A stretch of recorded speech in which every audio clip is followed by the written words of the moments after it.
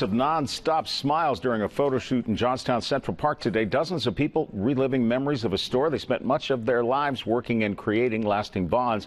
Glosser Brothers, GB's, both Johnstown landmarks, still reminisced by many every day. And in just a couple of months, several of the stories that made the store so unique will be featured in a book by a local author.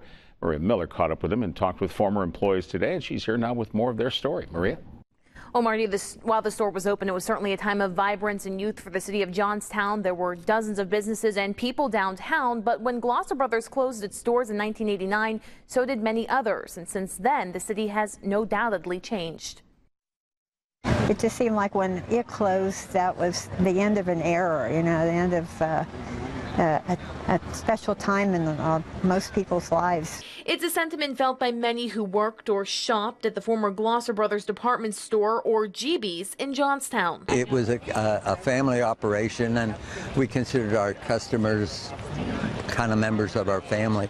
A lot of people shopped every day just to come in and say hello. Now, 25 years after it closed, much of that family was reunited during a special photo shoot Monday for a new book being penned by a Johnstown native. It's a big part of the story, where the people are now today, what they're doing with their lives, and how so many of them have still maintained the bonds and the familial relationships that they established during their years working at Glosser's.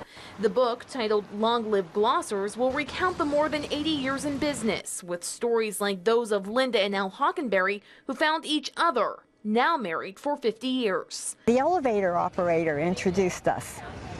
Yeah, and we always tell people we've had a lot of ups and downs since then.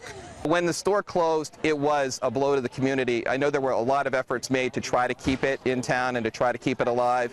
And the town has moved in different directions since, but there's still a very special place in the hearts of the local people for Glosser Brothers Department Store in Johnstown.